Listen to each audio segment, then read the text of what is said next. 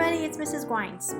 We are about to start our first week of online learning, and instead of doing live classes like we would normally have at second period or fifth period or whatever, I'm going to video the lessons, the new stuff, and I'm going to post it in our Schoology folder. So when you watch these videos, you should watch them before you do the practice, and when you watch them, pause them if you need to, re-watch it if you need to, maybe pull up the practice that you've got and find the examples that match so that this video can really help you, okay?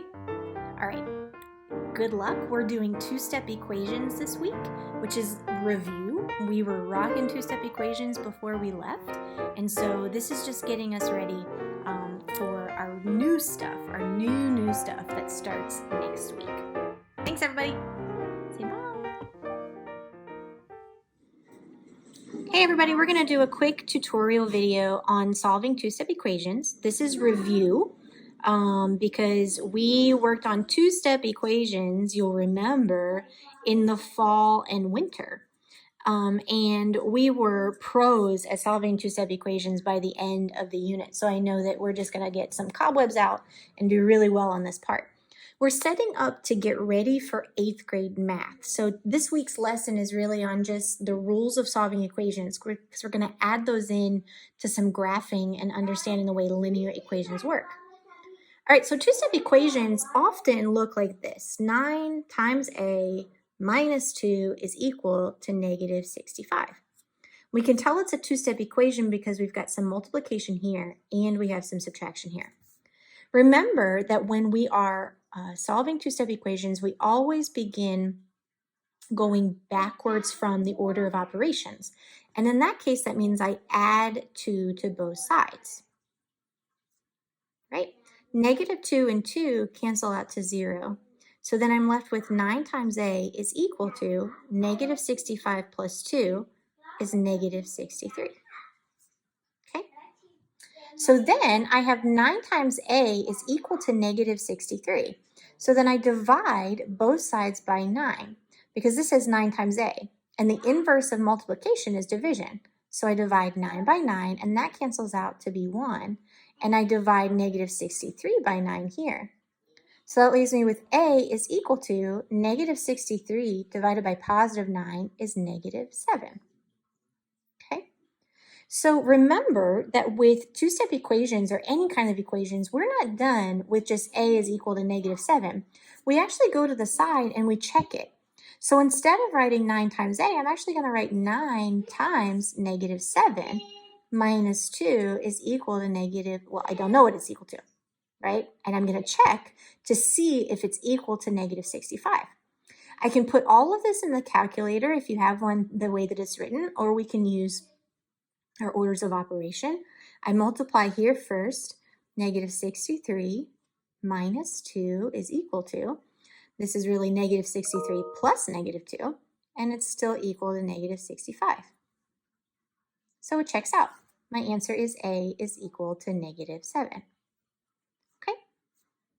Sometimes though two-step equations don't look like having the coefficient and number plus or minus some numbers equal to it. Sometimes I might see something like 8 is equal to 23 minus 5 times w. Well, I still do kind of the same thing. Here I have a constant that needs to move first. This is positive 23, so I'm going to subtract 23 from both sides. 23 minus 23 is 0. 8 minus 23 is negative 15. Now here, this is where we got to be super careful, right? This minus sign is really a negative, and it has to come down with the 5 times w. So I'm left with negative 5 times w is equal to negative 15. If this is times w, then I divide by negative 5 on both sides.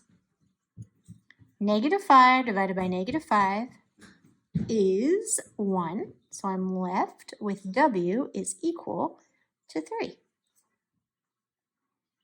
And here again, I'm going to check it out to see if that's true. I'm going to write 23 minus 5, and instead of writing W, I'm going to put in parentheses 3. 23 minus 15 is equal to 8. It checks out. All right, sometimes we're given two-step equations that look even a little bit more different. Sometimes we see things that look like k divided by 3 minus 11 is equal to negative 5. So here, instead of multiplying by a variable, we're actually dividing k divided by 3. So the last step is going to look a little different. But before we do that, we still have to worry about this constant here. And we got to use the inverse to move the constant over to the solution side of the equation. So if this says minus 11, the inverse is adding 11. Negative 11 plus 11 is 0, so they cancel out. And now I have k divided by 3 is equal to 6. So if this says k divided by 3 is equal to 6, the inverse then is multiply by 3. So this is 3 times k divided by 3. These cancel out because they equal 1. And I have k is equal to 18. But just like before, we're not done until we check our solution. So now, instead of k, I'm going to write 18 divided by 3 minus 11. Right? I'm going to do 18 divided by 3 is 6, minus 11 is in fact negative 5. It works out. We get a check mark, and my solution is k is equal to 18. Another kind of two-step equation we might see doesn't even look like a two-step equation. It might look something like 19 minus x is equal to 30. This looks like a one-step equation, except there's a secret second step. The first thing I'm going to do, I have to move this 19 over to the other side. I'm going to do that by using the inverse. I'm going to subtract 19 from both sides.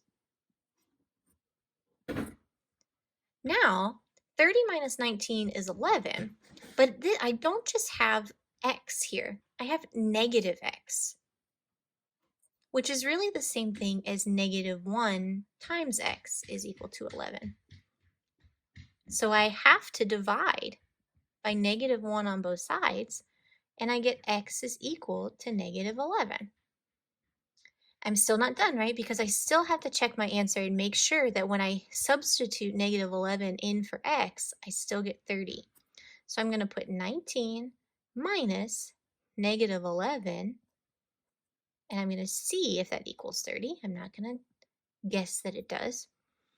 19 minus negative 11, I can either put that in the calculator the way that I see it, or I can remember to leave, change opposite. 19 plus 11 is indeed 30. So my solution is x is negative 11. Now there's one more kind of two-step equation that we saw a couple of times. I just want to make sure that we're able to solve those. And that's something that might look like the quantity m plus 17 divided by negative 2 is equal to 9. Now this looks completely different. I don't have something being multiplied here. I'm not quite sure what I do. Okay? In this case, what I have to do is not what we've been doing the whole time. In this case, I'm not going to add or subtract first because the order of operation tells me that I actually have to find this and then divide by 2. To go backwards, I have to use the inverse of those steps. So instead of dividing by 2, I'm actually going to multiply both sides by negative 2. I multiply by the denominator so they cancel out. And then I'm left with m plus 17 is equal to negative 18. Okay, so then now I'm left with one more step to go. I have to use the inverse of adding 17, which is subtracting 17. And I get m is equal to negative 35. Still not done because I have to check my solution. So I'm going to substitute negative 35 for m plus 17 divided by negative 2. Well, negative 35 plus 17 is negative 18, divided by negative 2 is indeed positive 9. So our solution is m is equal to negative 35.